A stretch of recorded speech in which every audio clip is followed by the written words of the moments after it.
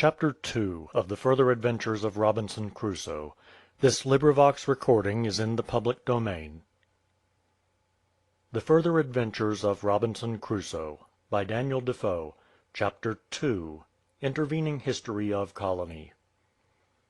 It was in the latitude of 27 degrees 5 minutes north, on the 19th day of March, 1694 and 95, when we spied a sail, our course southeast and by south. We soon perceived it was a large vessel, and that she bore up to us, but could not at first know what to make of her, till, after coming a little nearer, we found she had lost her main topmast, foremast, and bowsprit, and presently she fired a gun as a signal of distress. The weather was pretty good, wind at north-northwest, a fresh gale, and we soon came to speak with her. We found her a ship of Bristol, bound home from Barbados, but had been blown out of the road at Barbados a few days before she was ready to sail, by a terrible hurricane, while the captain and chief mate were both gone on shore, so that, besides the terror of the storm, they were in an indifferent case for good mariners to bring the ship home. They had been already 9 weeks at sea, and had met with another terrible storm, after the hurricane was over, which had blown them quite out of their knowledge to the westward, and in which they lost their masts. They told us they expected to have seen the Bahama Islands, but were then driven away again to the southeast by a strong gale of wind at north-northwest, the same that blew now, and having no sails to work the ship with but a main course, and a kind of square sail upon a jury foremast, which they had set up, they could not lie near the wind, but were endeavouring to stand away for the Canaries. But that which was worst of all was, that they were almost starved for want of provisions; besides the fatigues they had undergone, their bread and flesh were quite gone; they had not 1 ounce left in the ship, and had had none for 11 days. The only relief they had was, their water was not all spent, and they had about half a barrel of flour left. They had sugar enough; some saccades or sweetmeats they had at first, but these were all devoured; and they had 7 casks of rum. There was a youth and his mother and a maid servant on board, who were passengers, and thinking the ship was ready to sail, unhappily came on board the evening before the hurricane began, and having no provisions of their own left, they were in a more deplorable condition than the rest; for the seamen being reduced to such an extreme necessity themselves, had no compassion, we may be sure, for the poor passengers, and they were, indeed, in such a condition that their misery is very hard to describe. I had perhaps not known this part, if my curiosity had not led me, the weather being fair and the wind abated, to go on board the ship. The second mate, who upon this occasion commanded the ship, had been on board our ship, and he told me they had 3 passengers in the great cabin that were in a deplorable condition. "Nay," says he, "I believe they are dead, for I have heard nothing of them for above 2 days, and I was afraid to inquire after them," said he, "for I had nothing to relieve them with." We immediately applied ourselves to give them what relief we could spare; and indeed I had so far overruled things with my nephew, that I would have victualled them though we had gone away to Virginia, or any other part of the coast of America, to have supplied ourselves; but there was no necessity for that. But now they were in a new danger, for they were afraid of eating too much, even of that little we gave them. The mate, or commander, brought 6 men with him in his boat, but these poor wretches looked like skeletons, and were so weak that they could hardly sit to their oars. The mate himself was very ill and half starved, for he declared he had reserved nothing from the men, and went share and share alike with them in every bit they ate. I cautioned him to eat sparingly, and set meat before him immediately, but he had not eaten 3 mouthfuls before he began to be sick and out of order, so he stopped a while, and our surgeon mixed him up something with some broth, which he said would be to him both food and physic, and after he had taken it he grew better. In the meantime I forgot not the men. I ordered victuals to be given them, and the poor creatures rather devoured than ate it. They were so exceedingly hungry that they were in a manner ravenous, and had no command of themselves. and 2 of them ate with so much greediness that they were in danger of their lives the next morning. The sight of these people's distress was very moving to me, and brought to mind what I had a terrible prospect of at my first coming on shore in my island, where I had not the least mouthful of food, or any prospect of procuring any, besides the hourly apprehensions I had of being made the food of other creatures.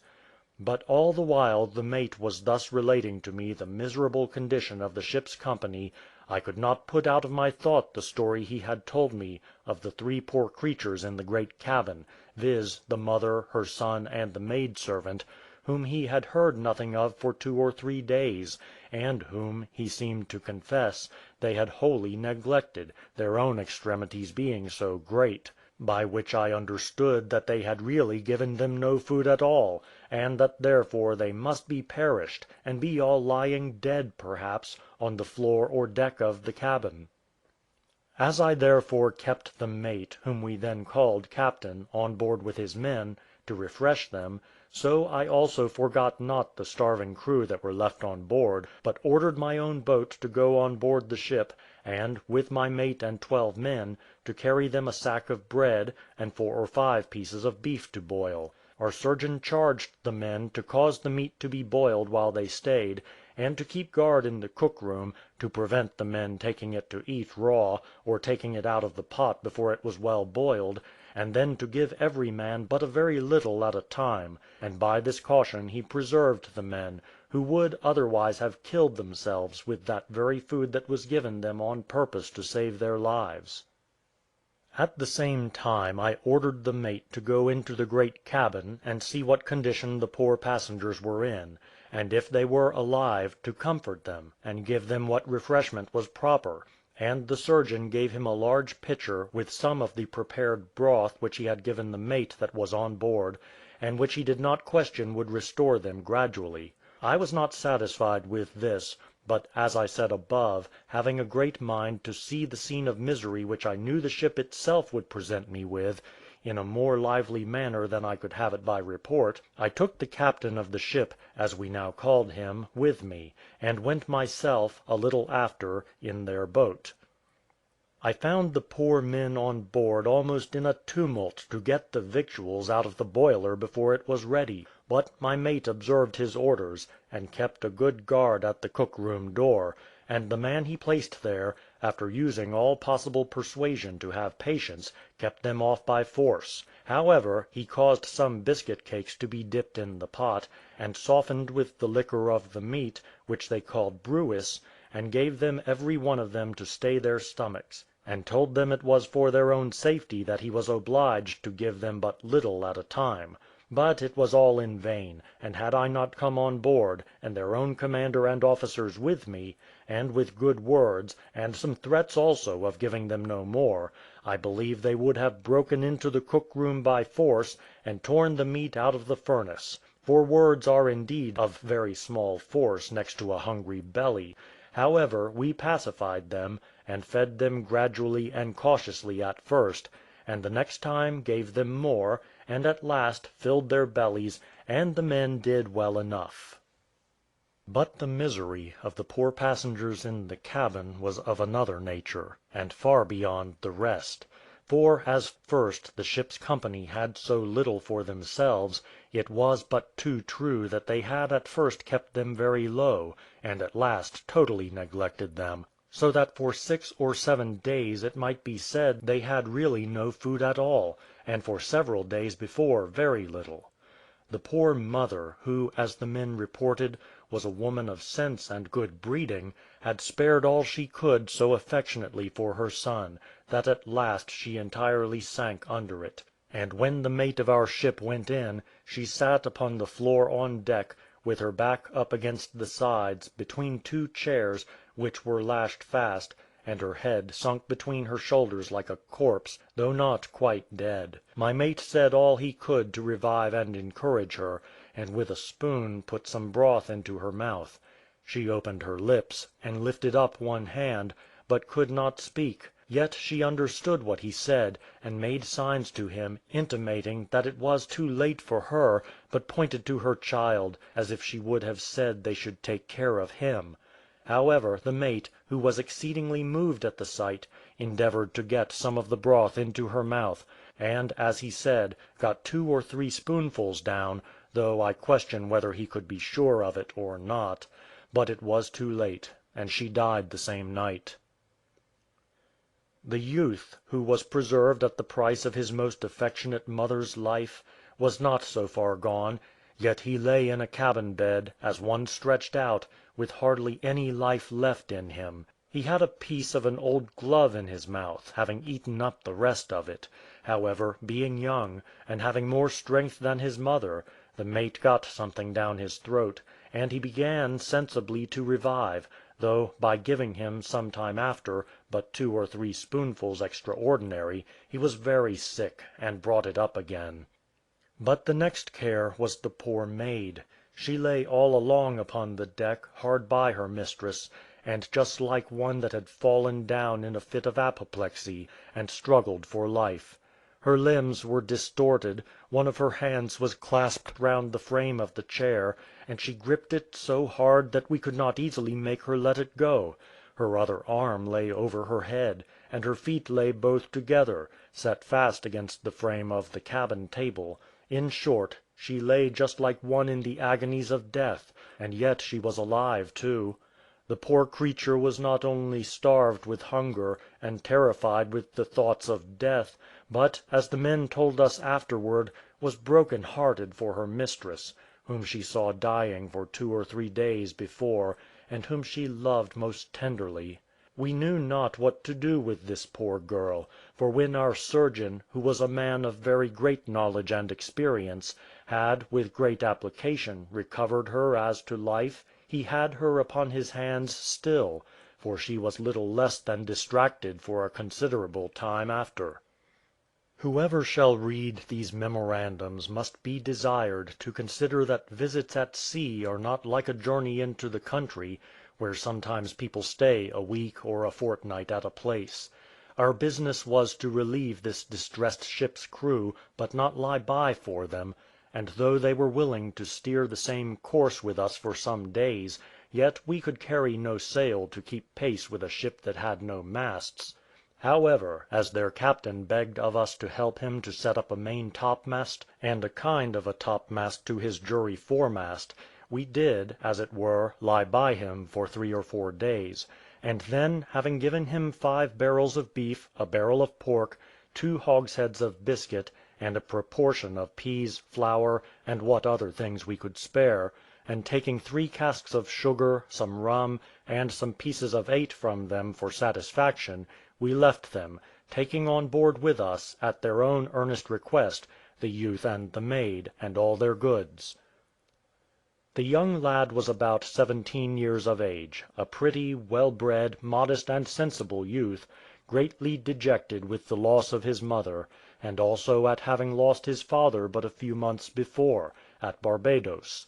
He begged of the surgeon to speak to me to take him out of the ship, for he said that the cruel fellows had murdered his mother, and indeed so they had, that is to say, passively, for they might have spared a small sustenance to the poor helpless widow, though it had been but just enough to keep her alive; but hunger knows no friend, no relation, no justice, no right, and therefore is remorseless, and capable of no compassion.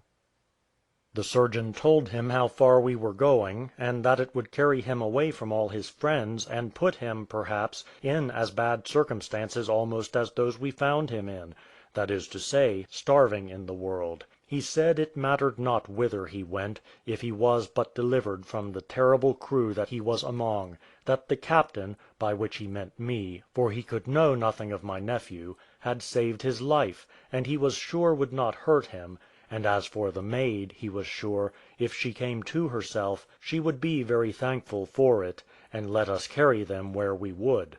The surgeon represented the case so affectionately to me that I yielded, and we took them both on board, with all their goods, except 11 hogsheads of sugar, which could not be removed or come at, and as the youth had a bill of lading for them, I made his commander sign a writing, obliging himself to go, as soon as he came to Bristol, to one Mr. Rogers, a merchant there, to whom the youth said he was related, and to deliver a letter which I wrote to him, and all the goods he had belonging to the deceased widow; which, I suppose, was not done, for I could never learn that the ship came to Bristol, but was, as is most probable, lost at sea, being in so disabled a condition, and so far from any land, that I am of opinion the first storm she met with afterwards she might founder, for she was leaky, and had damage in her hold when we met with her.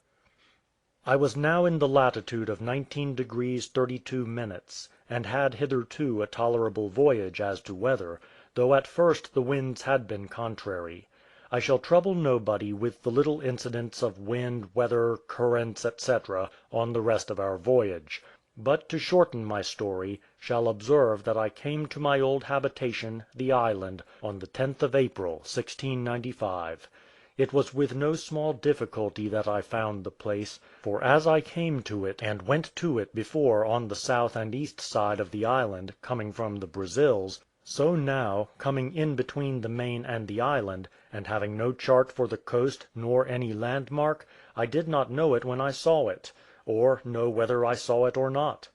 We beat about a great while, and went on shore several islands in the mouth of the great river Orinoco, but none for my purpose; only this I learned by my coasting the shore, that I was under one great mistake before, viz., that the continent which I thought I saw from the island I lived in was really no continent, but a long island, or rather a ridge of islands, reaching from one to the other side of the extended mouth of that great river, and that the savages who came to my island were not properly those which we call Caribbees, but islanders, and other barbarians of the same kind, who inhabited nearer to our side than the rest. In short, I visited several of these islands to no purpose; some I found were inhabited, and some were not. On one of them I found some Spaniards, and thought they had lived there, but speaking with them, found they had a sloop lying in a small creek hard by, and came thither to make salt, and to catch some pearl mussels if they could, but that they belonged to the Isle de Trinidad, which lay farther south, in the latitude of 10 and 11 degrees. Thus coasting from one island to another, sometimes with the ship, sometimes with the Frenchman's shallop, which we had found a convenient boat, and therefore kept her with their very good will, at length I came fair on the south side of my island, and presently knew the very countenance of the place; so I brought the ship safe to an anchor, broadside with the little creek where my old habitation was. As soon as I saw the place I called for Friday, and asked him if he knew where he was. He looked about a little, and presently clapping his hands cried, "Oh yes, oh there! Oh yes, oh there!" pointing to our old habitation, and fell dancing and capering like a mad fellow, and I had much ado to keep him from jumping into the sea to swim ashore to the place. "Well, Friday," says I, "do you think we shall find anybody here, or no? And do you think we shall see your father?" The fellow stood mute as a stock a good while, but when I named his father, the poor affectionate creature looked dejected, and I could see the tears run down his face very plentifully. "What is the matter, Friday? Are you troubled because you may see your father?" "No, no," says he, shaking his head, "no see him more; no, never more see him again." "Why so, Friday? How do you know that?" "Oh no," says Friday, "he long ago die, long ago; he much old man." "Well, well, Friday, you don't know; but shall we see any one else then?" The fellow, it seems, had better eyes than I, and he points to the hill just above my old house, and though we lay half a league off, he cries out, we see, yes, we see much man there, and there, and there." I looked, but I saw nobody; no, not with a perspective glass, which was, I suppose, because I could not hit the place; for the fellow was right, as I found upon inquiry the next day, and there were 5 or 6 men all together, who stood to look at the ship, not knowing what to think of us. As soon as Friday told me he saw people, I caused the English Ancient to be spread, and fired 3 guns, to give them notice we were friends, and in about a quarter of an hour after we perceived a smoke arise from the side of the creek. So I immediately ordered the boat out, taking Friday with me, and hanging out a white flag, I went directly on shore, taking with me the young friar I mentioned, to whom I had told the story of my living there, and the manner of it, and every particular both of myself and those I left there, and who was on that account extremely desirous to go with me. We had, besides, about 16 men well armed, if we had found any new guests there which we did not know of, but we had no need of weapons. As we went on shore upon the tide of flood, near high water, we rowed directly into the creek, and the first man I fixed my eye upon was the Spaniard whose life I had saved, and whom I knew by his face perfectly well. As to his habit, I shall describe it afterwards. I ordered nobody to go on shore at first but myself; but there was no keeping Friday in the boat, for the affectionate creature had spied his father at a distance, a good way off the Spaniards, where, indeed, I saw nothing of him; and if they had not let him go ashore, he would have jumped into the sea. He was no sooner on shore, but he flew away to his father like an arrow out of a bow. It would have made any man shed tears, in spite of the firmest resolution, to have seen the first transports of this poor fellow's joy when he came to his father, how he embraced him, kissed him, stroked his face, took him up in his arms, set him down upon a tree, and lay down by him, then stood and looked at him, as any one would look at a strange picture, for a quarter of an hour together; then lay down on the ground, and stroked his legs, and kissed them, and then got up again and stared at him. One would have thought the fellow bewitched; but it would have made a dog laugh the next day to see how his passion ran out another way. In the morning he walked along the shore with his father several hours, always leading him by the hand, as if he had been a lady; and every now and then he would come to the boat to fetch something or other for him, either a lump of sugar, a dram, a biscuit, or something or other that was good. In the afternoon his frolics ran another way, for then he would set the old man down upon the ground, and dance about him, and make 1,000 antic gestures; and all the while he did this he would be talking to him, and telling him one story or another of his travels, and of what had happened to him abroad to divert him. In short, if the same filial affection was to be found in Christians to their parents in our part of the world, one would be tempted to say there would hardly have been any need of the 5th commandment. But this is a digression. I return to my landing. It would be needless to take notice of all the ceremonies and civilities that the Spaniards received me with. The first Spaniard, whom, as I said, I knew very well, was he whose life I had saved. He came towards the boat, attended by one more, carrying a flag of truce also, and he not only did not know me at first, but he had no thoughts, no notion of its being me that was come, till I spoke to him. "Signor," said I in Portuguese, "do you not know me?" At which he spoke not a word, but giving his musket to the man that was with him, threw his arms abroad, saying something in Spanish that I did not perfectly hear, came forward and embraced me, telling me he was inexcusable not to know that face again that he had once seen, as of an angel from heaven sent to save his life. He said abundance of very handsome things, as a well-bred Spaniard always knows how, and then, beckoning to the person that attended him, bade him go and call out his comrades. He then asked me if I would walk to my old habitation, where he would give me possession of my own house again, and where I should see they had made but mean improvements. I walked along with him, but, alas! I could no more find the place than if I had never been there, for they had planted so many trees, and placed them in such a position, so thick and close to one another, and in 10 years' time they were grown so big, that the place was inaccessible, except by such windings and blind ways as they themselves only, who made them, could find. I asked them what put them upon all these fortifications. He told me I would say there was need enough of it when they had given me an account how they had passed their time since their arriving in the island, especially after they had the misfortune to find that I was gone. He told me he could not but have some pleasure in my good fortune, when he heard that I was gone in a good ship, and to my satisfaction, and that he had oftentimes a strong persuasion that one time or other he should see me again, but nothing that ever befell him in his life, he said, was so surprising and afflicting to him at first as the disappointment he was under when he came back to the island and found I was not there.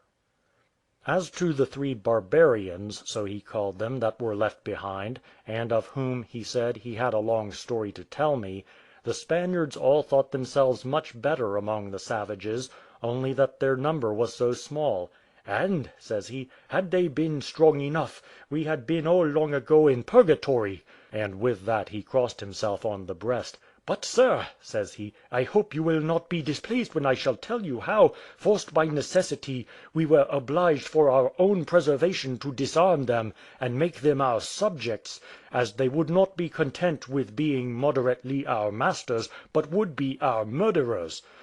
I answered I was afraid of it when I left them there, and nothing troubled me at my parting from the island but that they were not come back, that I might have put them in possession of everything first, and left the others in a state of subjection, as they deserved; but if they had reduced them to it I was very glad, and should be very far from finding any fault with it, for I knew they were a parcel of refractory ungoverned villains, and were fit for any manner of mischief. While I was saying this, the man came whom he had sent back, and with him 11 more. In the dress they were in it was impossible to guess what nation they were of, but he made all clear, both to them and to me. First he turned to me, and pointing to them said, "These, sir, are some of the gentlemen who owe their lives to you;" and then turning to them, and pointing to me, he let them know who I was; upon which they all came up, one by one, not as if they had been sailors and ordinary fellows and the like, but really as if they had been ambassadors or noblemen, and I a monarch or great conqueror. Their behaviour was, to the last degree, obliging and courteous, and yet mixed with a manly, majestic gravity, which very well became them; and in short they had so much more manners than I, that I scarce knew how to receive their civilities, much less how to return them in kind. The history of their coming to, and conduct in, the island after my going away is so very remarkable, and has so many incidents which the former part of my relation will help to understand, and which will in most of the particulars refer to the account I have already given, that I cannot but commit them, with great delight, to the reading of those that come after me.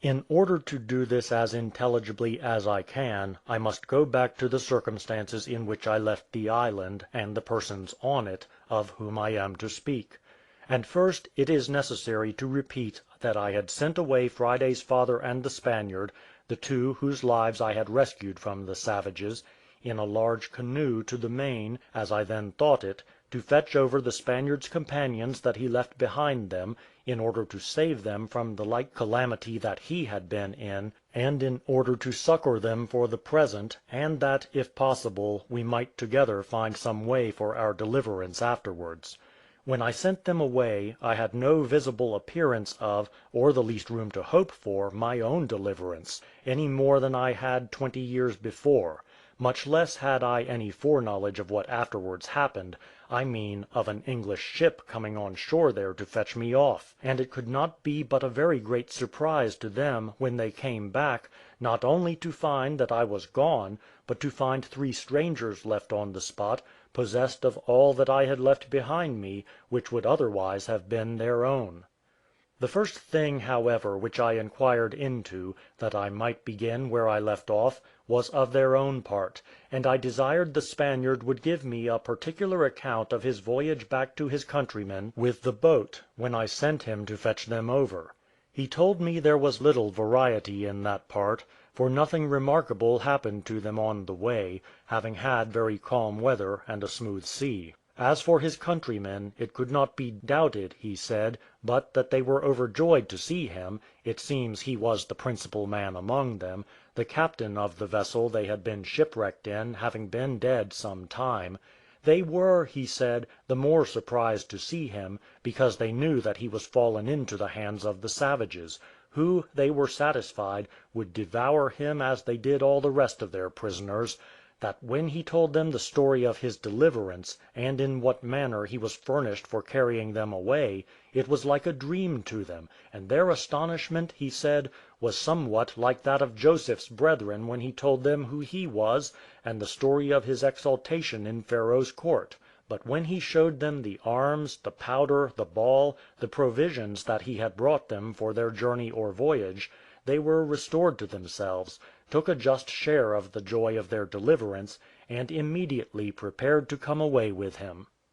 Their first business was to get canoes, and in this they were obliged not to stick so much upon the honesty of it, but to trespass upon their friendly savages, and to borrow 2 large canoes, or periaguas, on pretence of going out a fishing, or for pleasure. In these they came away the next morning. It seems they wanted no time to get themselves ready, for they had neither clothes nor provisions, nor anything in the world but what they had on them, and a few roots to eat, of which they used to make their bread. They were in all 3 weeks absent, and in that time, unluckily for them, I had the occasion offered for my escape, as I mentioned in the other part, and to get off from the island, leaving 3 of the most impudent, hardened, ungoverned, disagreeable villains behind me that any man could desire to meet with, to the poor Spaniards' great grief and disappointment.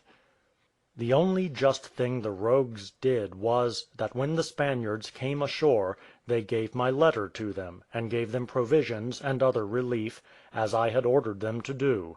Also they gave them the long paper of directions which I had left with them, containing the particular methods which I took for managing every part of my life there; the way I baked my bread, bred up tame goats, and planted my corn; how I cured my grapes, made my pots, and, in a word, everything I did. All this being written down, they gave to the Spaniards; 2 of them understood English well enough, nor did they refuse to accommodate the Spaniards with anything else, for they agreed very well for some time. They gave them an equal admission into the house or cave, and they began to live very sociably; and the head Spaniard, who had seen pretty much of my methods, together with Friday's father, managed all their affairs; but as for the Englishmen, they did nothing but ramble about the island, shoot parrots, and catch tortoises; and when they came home at night, the Spaniards provided their suppers for them. The Spaniards would have been satisfied with this had the others but let them alone, which, however, they could not find in their hearts to do long; but like the dog in the manger, they would not eat themselves, neither would they let the others eat. The differences, nevertheless, were at first but trivial, and such as are not worth relating; but at last it broke out into open war, and it began with all the rudeness and insolence that can be imagined, without reason, without provocation, contrary to nature, and indeed to common sense; and though, it is true, the first relation of it came from the Spaniards themselves, whom I may call the accusers, yet when I came to examine the fellows they could not deny a word of it. But before I come to the particulars of this part, I must supply a defect in my former relation, and this was, I forgot to set down among the rest, that just as we were weighing the anchor to set sail, there happened a little quarrel on board of our ship, which I was once afraid would have turned to a second mutiny; nor was it appeased till the captain, rousing up his courage, and taking us all to his assistance, parted them by force, and making 2 of the most refractory fellows prisoners, he laid them in irons; and as they had been active in the former disorders, and let fall some ugly, dangerous words the second time, he threatened to carry them in irons to England, and have them hanged there for mutiny and running away with the ship. This, it seems, though the captain did not intend to do it, frightened some other men in the ship, and some of them had put it into the head of the rest that the captain only gave them good words for the present, till they should come to some English port, and that then they should be all put into jail, and tried for their lives. The mate got intelligence of this, and acquainted us with it; upon which it was desired that I, who still passed for a great man among them, should go down with the mate and satisfy the men, and tell them that they might be assured, if they behaved well the rest of the voyage, all they had done for the time past should be pardoned. So I went, and after passing my honour's word to them they appeared easy, and the more so when I caused the 2 men that were in irons to be released and forgiven. But this mutiny had brought us to anchor for that night. The wind also falling calm next morning, we found that our 2 men who had been laid in irons had stolen each of them a musket and some other weapons, what powder or shot they had we knew not, and had taken the ship's pinnace, which was not yet hauled up, and run away with her to their companions in roguery on shore. As soon as we found this, I ordered the longboat on shore, with 12 men and the mate, and away they went to seek the rogues, but they could neither find them nor any of the rest, for they all fled into the woods when they saw the boat coming on shore. The mate was once resolved, in justice to their roguery, to have destroyed their plantations, burned all their household stuff and furniture, and left them to shift without it; but having no orders, he let it all alone, left everything as he found it, and bringing the pinnace way, came on board without them. These 2 men made their number 5, but the other 3 villains were so much more wicked than they, that after they had been 2 or 3 days together, they turned the 2 newcomers out of doors to shift for themselves, and would have nothing to do with them, nor could they for a good while be persuaded to give them any food. As for the Spaniards, they were not yet come. When the Spaniards came first on shore, the business began to go forward. The Spaniards would have persuaded the 3 English brutes to have taken in their countrymen again, that, as they said, they might be all one family; but they would not hear of it. So the 2 poor fellows lived by themselves, and finding nothing but industry and application would make them live comfortably, they pitched their tents on the north shore of the island, but a little more to the west, to be out of danger of the savages, who always landed on the east parts of the island. Here they built them 2 huts, one to lodge in, and the other to lay up their magazines and stores in; and the Spaniards having given them some corn for seed, and some of the peas which I had left them, they dug, planted, and enclosed, after the pattern I had set for them all, and began to live pretty well. Their first crop of corn was on the ground, and though it was but a little bit of land which they had dug up at first, having had but a little time, yet it was enough to relieve them, and find them with bread and other eatables; and one of the fellows being the cook's mate of the ship, was very ready at making soup, puddings, and such other preparations as the rice and the milk, and such little flesh as they got, furnished him to do. They were going on in this little thriving position when the 3 unnatural rogues, their own countrymen too, in mere humour and to insult them, came and bullied them, and told them the island was theirs; that the governor, meaning me, had given them the possession of it, and nobody else had any right to it; and that they should build no houses upon their ground unless they would pay rent for them.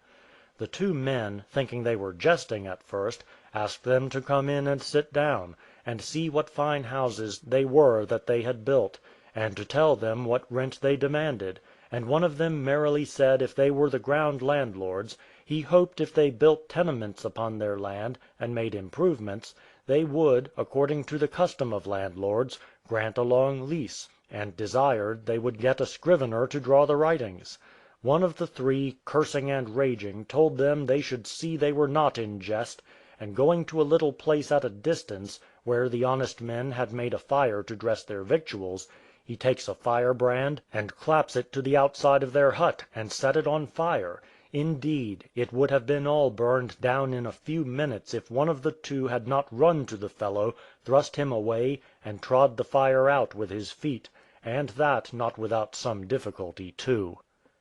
The fellow was in such a rage at the honest man's thrusting him away, that he returned upon him, with a pole he had in his hand, and had not the man avoided the blow very nimbly, and run into the hut, he had ended his days at once. His comrade, seeing the danger they were both in, ran after him, and immediately they came both out with their muskets, and the man that was first struck at with the pole knocked the fellow down that began the quarrel with the stock of his musket, and that before the other 2 could come to help him; and then, seeing the rest come at them, they stood together, and presenting the other ends of their pieces to them, bade them stand off.